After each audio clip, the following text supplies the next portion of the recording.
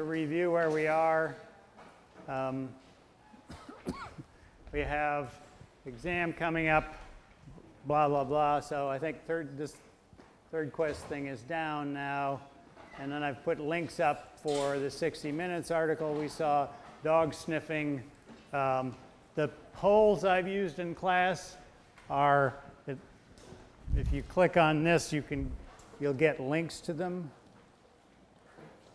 Right, and so these don't show the answers, but it shows the questions and the options. I frankly I can't imagine using any of those for exams, but I don't know.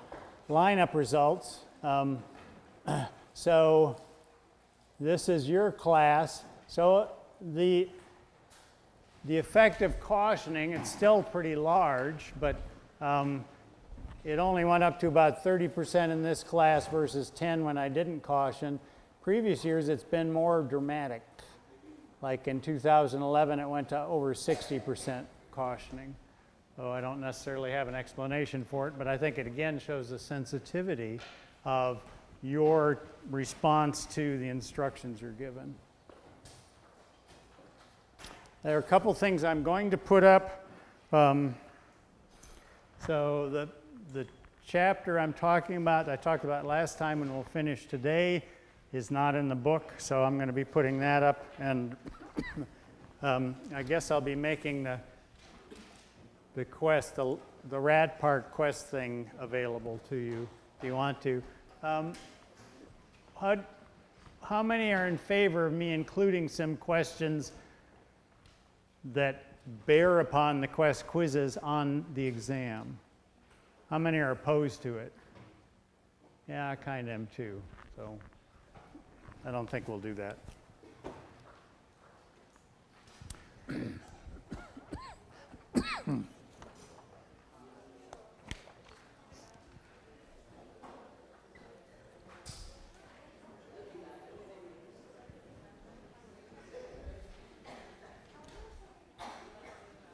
Questions? Did I blunder into something without knowing it? Yeah. Oh, bugger. I forgot that last hour. And I even wrote it down. Why weren't you around last hour? Oops.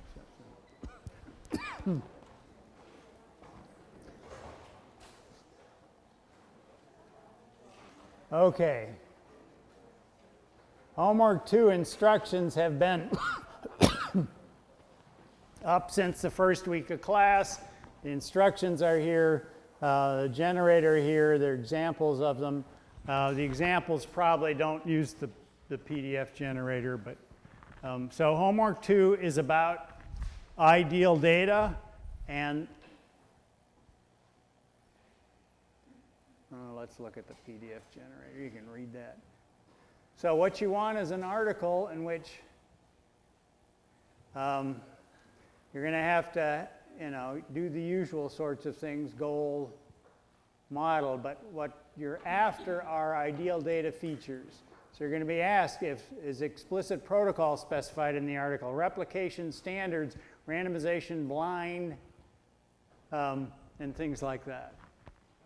I guess that's about it, right? And so you want an article, so you might think, oh good, I'll get a 3-sentence article out of the daily text and none of them will be present and I'll have a perfect assignment. Okay, it doesn't work that way, right? You need to have, I forget what the instructions say, but you want to have at least 3 of these things present, right? You want to find an article with enough depth that you can actually work this out. So you don't have to have them all present, but you got to have several of them present to get full credit. And then you're going to be asked, is it present? Is it relevant?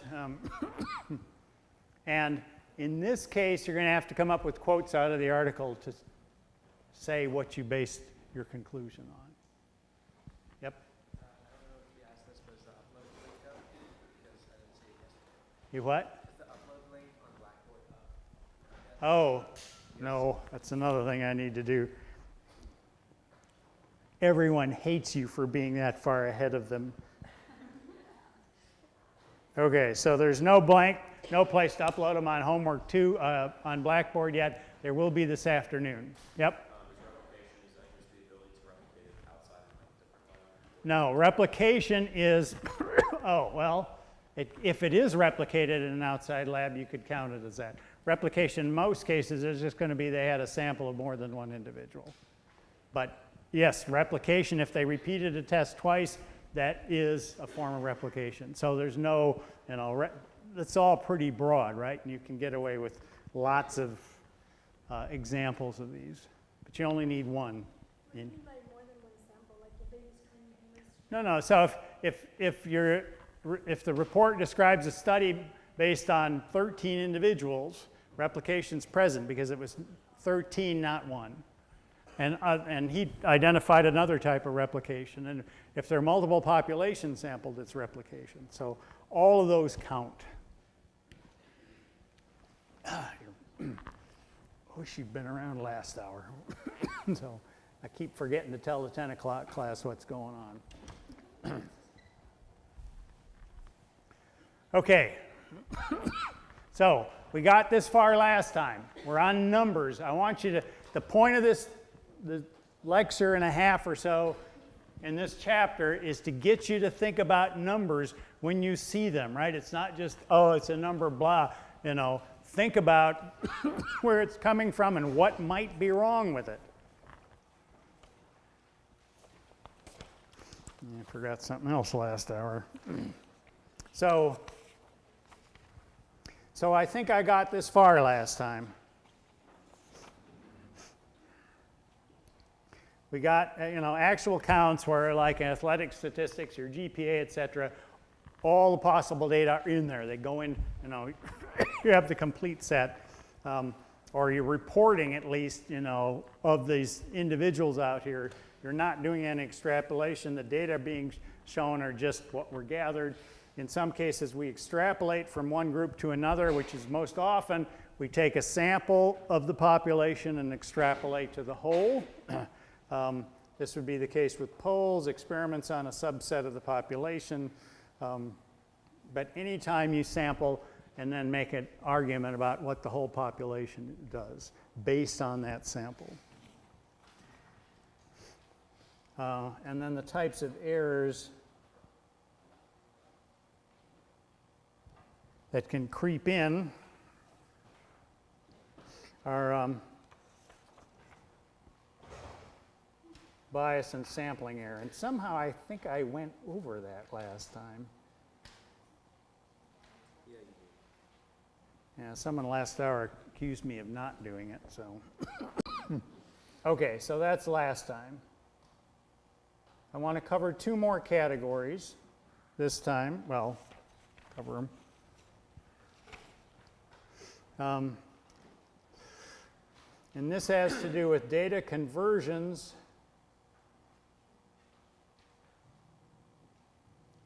and translations.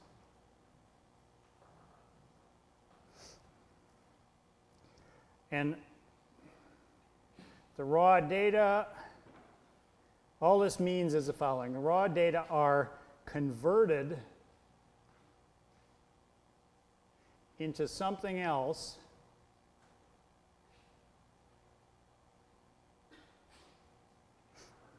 before they are used or reported.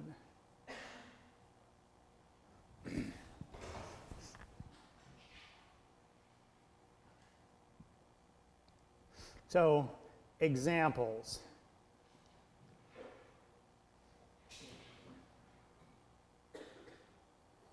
A breathalyzer, right? The readout on a breathalyzer is the blood alcohol concentration. The data, the actual raw data that we gathered, nothing like that, right? There's some chip in there that's responding and sending an electronic readout of it that is being converted. There's a lot of these things. If you were to look at satellite imagery data,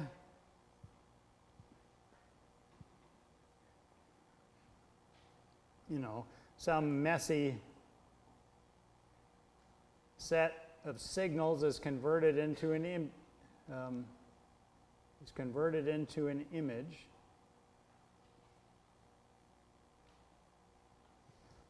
And pretty much this would be true of all data that use electronics.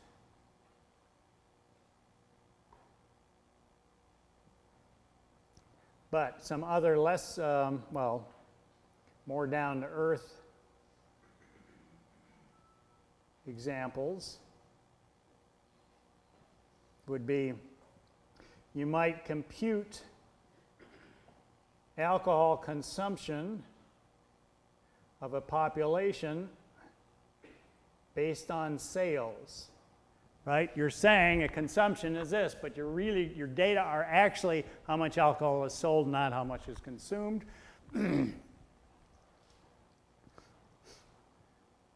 Disease diagnoses based on symptoms.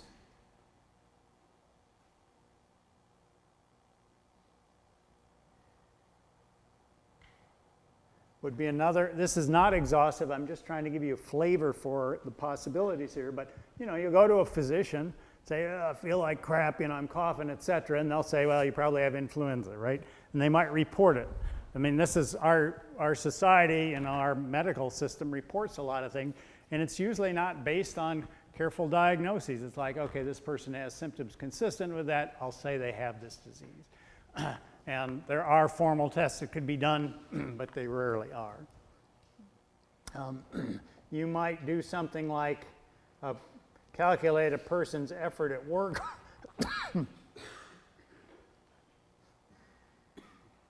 based on time logged on computer, or you know, the number of CPU hours generated, etc. These all would be types of conversions that, you know, you're inferring one thing based on raw data that are actually something different. So more of these. The one example I want to come up with, which I suppose is somewhat personal, has to do with the Gulf of Tonkin resolution. So what was this? Why was it important to people of my generation?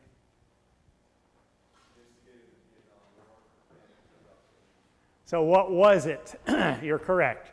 What? Okay, but the resolution itself did what?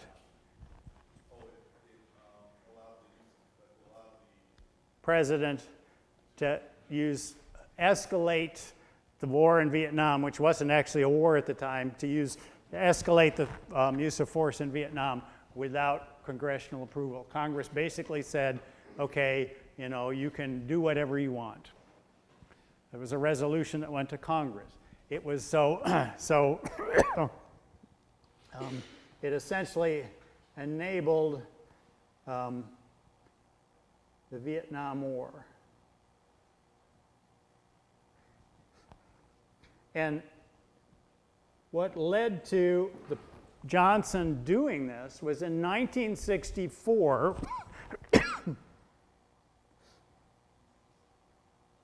there appeared to be 2 attacks on U.S. ships by North Vietnam, only a couple days apart.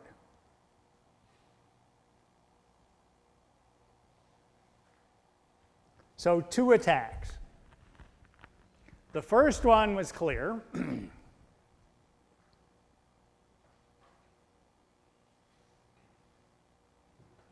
Right, there were torpedo boats, North Vietnamese torpedo boats, I think 3 of them. Shells were fired. They actually had, you know, pieces of the shells on the U.S. ships and so on. The second attack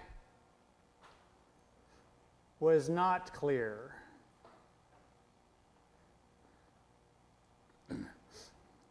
The raw data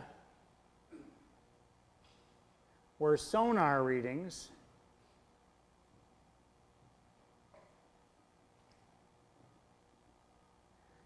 that were interpreted, i.e. converted into a torpedo attack on the US ships.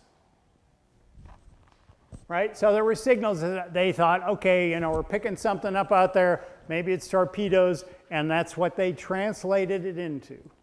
The sonar data were real, those were the raw data. The interpretation, what it got converted into was a torpedo attack. No boats were seen or no torpedoes were seen. We now know the second attack didn't happen. Never existed, right? The sonar data were real, but you know, there's lots of noise out there. Second attack was not real, and it was sort of the inference was based on a flawed data conversion.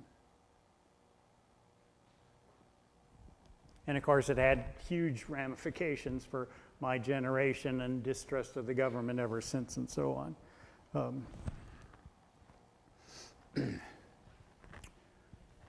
Now, in terms of possible types of error that can show up here, still under number 3,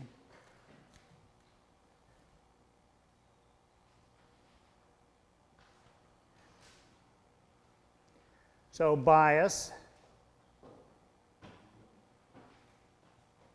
If humans are doing the conversion, and that's probably what happened with Gulf of Tonkin, right? If there hadn't been that attack a few days earlier, they wouldn't have been on edge, and they thought, oh, you know, we're picking up some whales out there, or dolphins, something like that, okay? But because they were heightened, they were, you know, thought about maybe we're being, you know, there'll be another attack soon, they were biased into making this conclusion erroneously. Human and technical error, also, you know, and those two actually went together in that, which includes, by the way, inadequate protocol.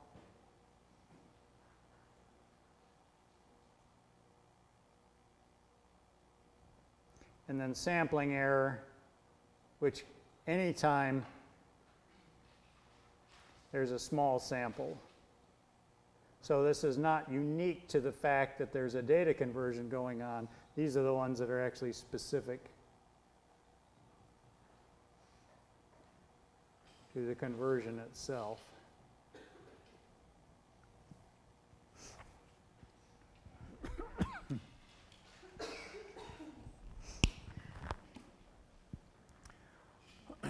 Okay, so now I want to go to the fourth type, and I'm going to introduce it with two different forms of media.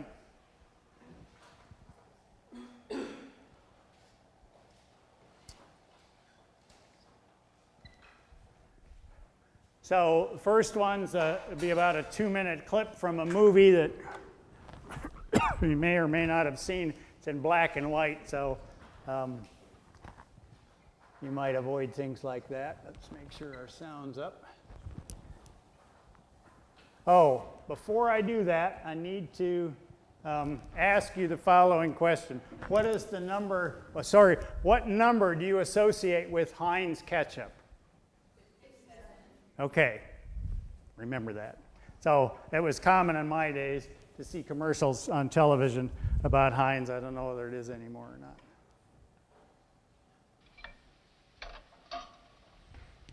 You're going to be perfectly marvelous in there this afternoon, hon. I just know you are. Yeah.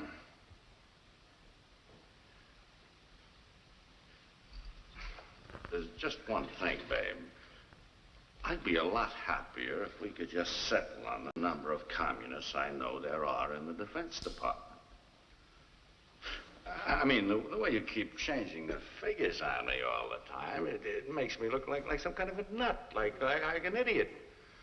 You know, the boys were even starting to kid me about it. Well, just yesterday in the cloakroom, they said, "Hey, Johnny." Well, you're going to look like an even bigger idiot if you don't get in there and do exactly what you're told. Babe. Who are they writing about all over this country, and what are they saying? Are they saying, are there any communists in the Defense Department? Of course not. They're saying, how many communists are there in the Defense Department? So just stop talking like an expert all of a sudden and get out there and say what you're supposed to say. Come on, babe. I'm sorry, hon. Would it really make it easier for you if we settled on just one number? Yeah. Just one real simple number that'd be easy for me to remember.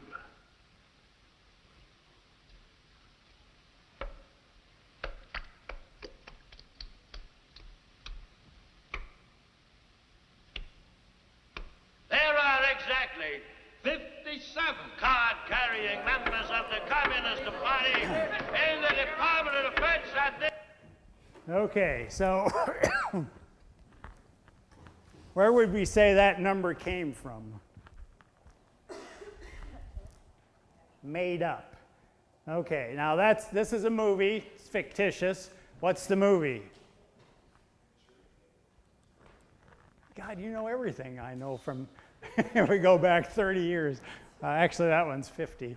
It's Manchurian Candidate. They remade that recently, right? Did they have this equivalent scene in it?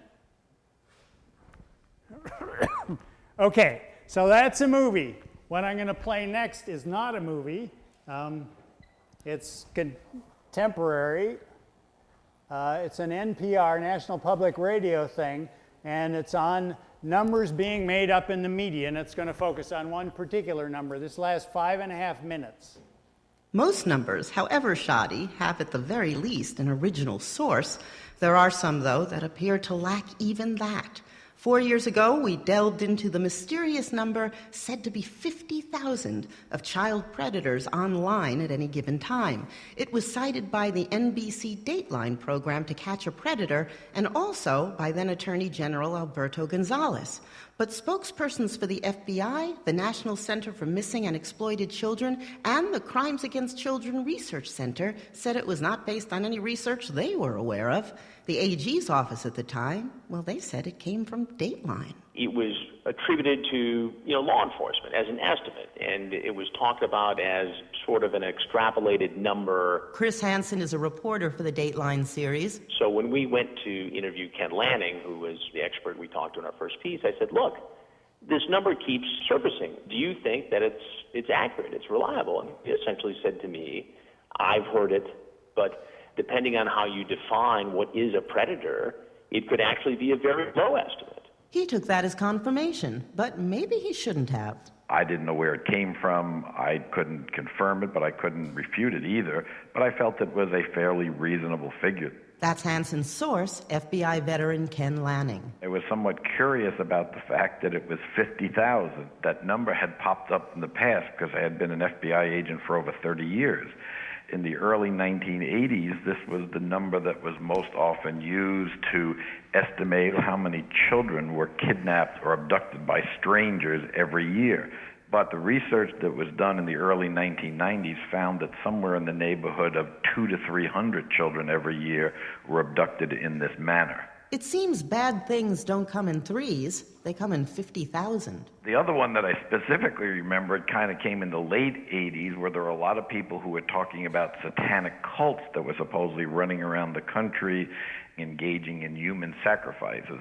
And when you try to say, well, how much of this is going on, once again, the same number popped up, 50,000 a year. Sacrificed? Yes, that's what they were alleging.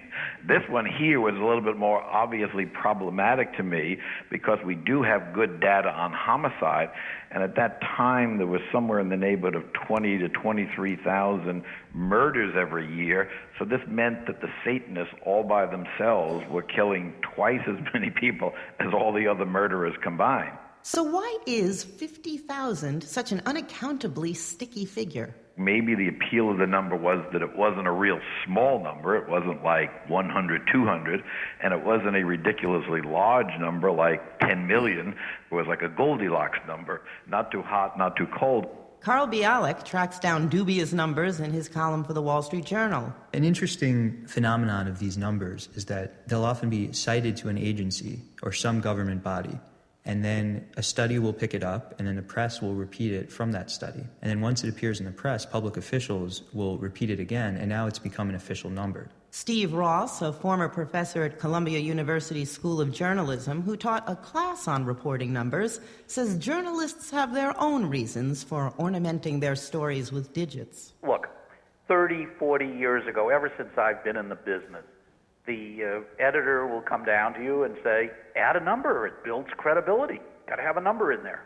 But when it comes to crime, a good number is hard to find. The only reasonably accurate national crime statistics come out of something called the Uniform Crime Report.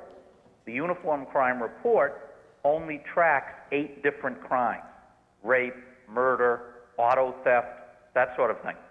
If it's not a crime that is tracked, child pornography is not tracked, for instance, there is no hard and fast national number that comes out of that. The very best, it's a number that's extrapolated from a more limited survey. Dateline reporter Chris Hansen. There's a natural tendency to try to quantify a problem. I think we all do it. So you think you'll continue to use that number? We used it in the first 2 stories, and we haven't used it in the last 3. But in terms of changing the previous stories, or I know that they may be rebroadcast at MSNBC, you'll just leave them as they stand. Well, I don't think that decision's been made yet. The strongest form of media bias is probably a reporter's bias for his or her own story. Wall Street Journal numbers guy Carl Bialik. And when you find a number that backs up the thesis you've adopted for your story, it can be really hard to pass it up. Add to that the mysterious allure of 50,000, applied to mayhem ranging from Korean War casualties to the annual death toll from secondhand smoke. I tossed it to former journalism prof Steve Ross. If I were to throw that number out to you as if it were a Jeopardy answer, what might you guess the question would be? How many traffic deaths are there in the United States every year? How about how many people are killed a year because of satanic human sacrifice? I would doubt that it is very many.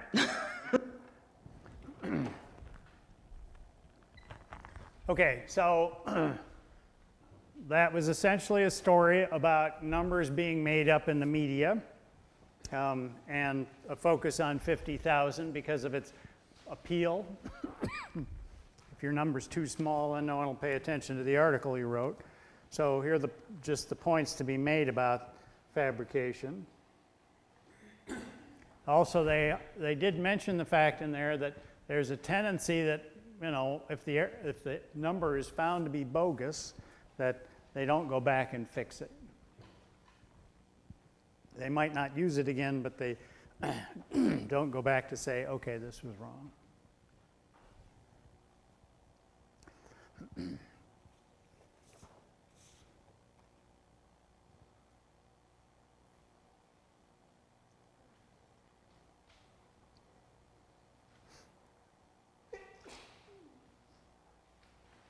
So there are a few things you can do to check, and this is mostly against fabrication.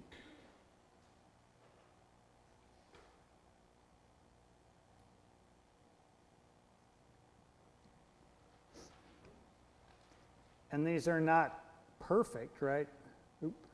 Plausibility.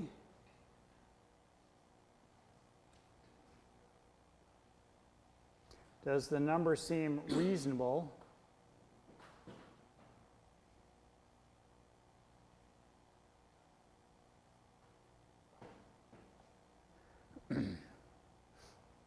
For example,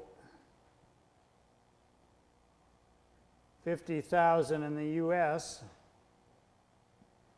equals an average of 100 per state. Well, average of 1,000 per state. If 1,000 things were going on in Texas, you'd expect quite a few of them, and we do the population calculation, there should be quite a few happening in Austin. If you haven't heard about it in Austin before, maybe 50,000 is not plausible. And then you also heard in the report the use of what we would call related numbers. Is the number reported a subset of a verifiable number? right? So they were able to compare it to murders, which, you know, technically human sacrifices would qualify as murder.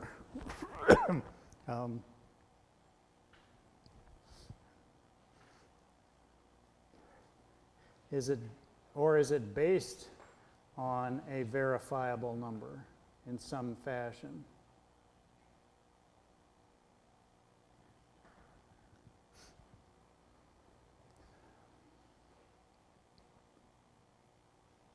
You can look for internal consistency in a report. Do different numbers agree?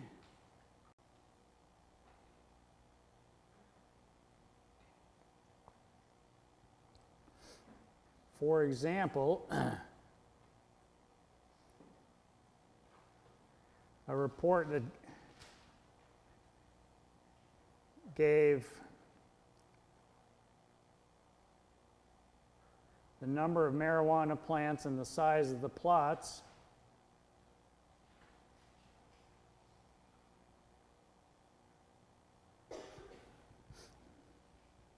would allow you to calculate the density of plants and whether that was plausible or not.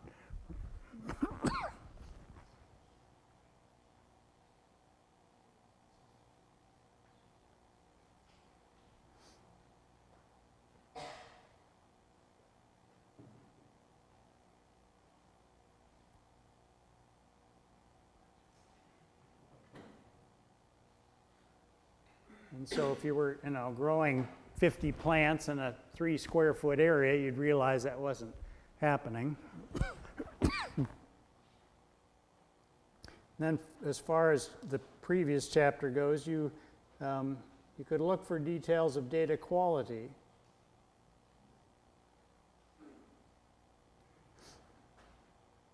In general, the more information given about how the data were gathered, the more you can trust it.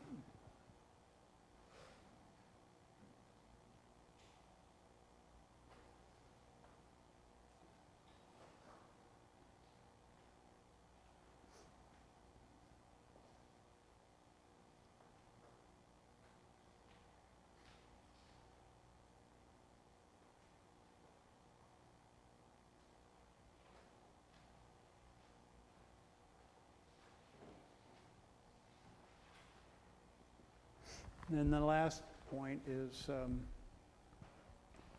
to use independent sources.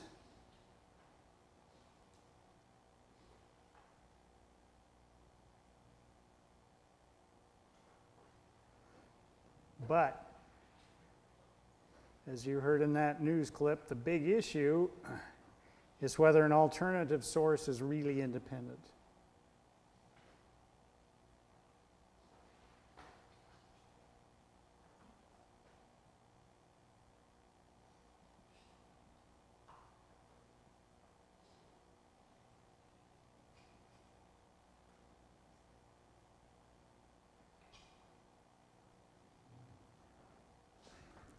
So if you want to, what sources do you trust? If you want to know about something, where do you go?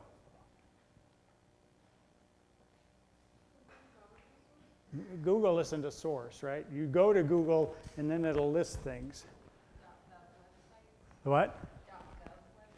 .gov websites, yeah, that would be somewhat reasonable. Now those are subject to political pressure. So if you look at there was a write-up actually about the CDC's webpage on condoms, and in the Clinton era, it was, you consider based on the science, and then after that, there was a notable shift in its policy on things. It's probably back to where it was before.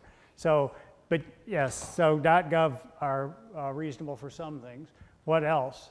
What do you consider to be independent sources of information? .orgs? So orgs, it just mean it's not commercial, but there are plenty of orgs that have very, very strong bias. What?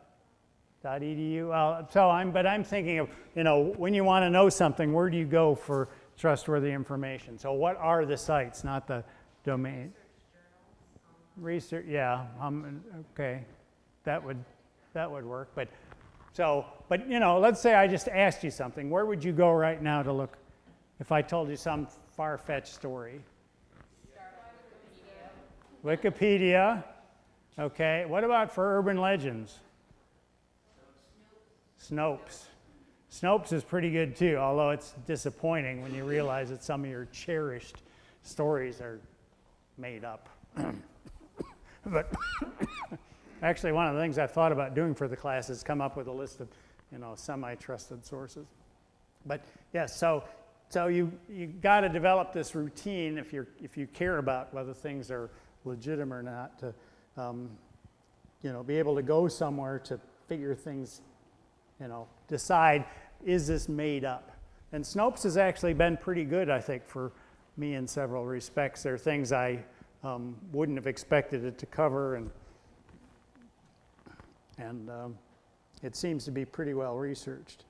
Okay, so that's the end of a chapter that I'm going to put up on the web. It's not in the book, so it'll be a separate link on the homepage. Someone last time raised a question about a topic that pertains to the previous chapter, discrete characteristics.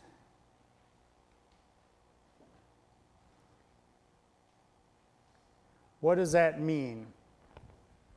And it came up in context of fingerprinting. I said fingerprinting before 1990 did not use discrete characteristics, but after 2000 it has.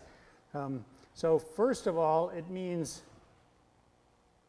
an all or none measurement, right? So it'll be like heads or tails on a coin. That's a discrete measurement. Presence or absence. It can also refer to data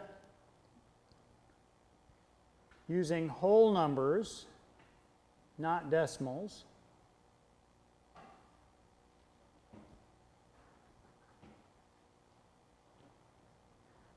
Such as the number of ridges, in a fingerprint.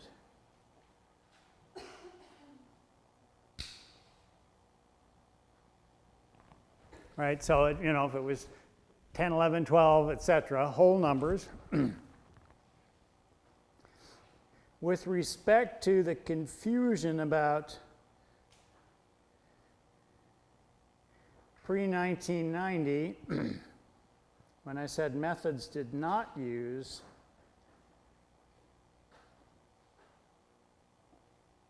discrete characters,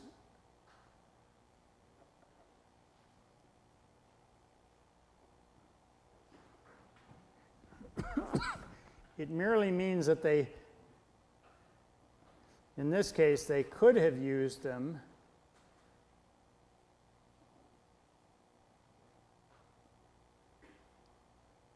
but chose not to.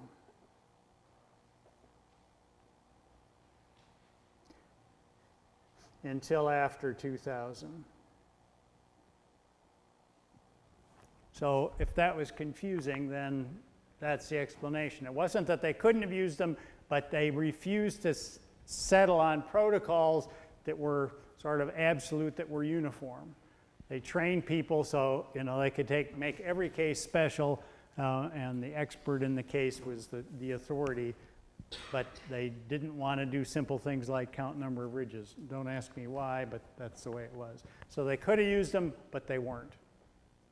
So I don't know if that clarified the misunderstanding, but that's it for today. We're going to start a new chapter Monday that will be on the test. We'll finish the chapter Monday as well.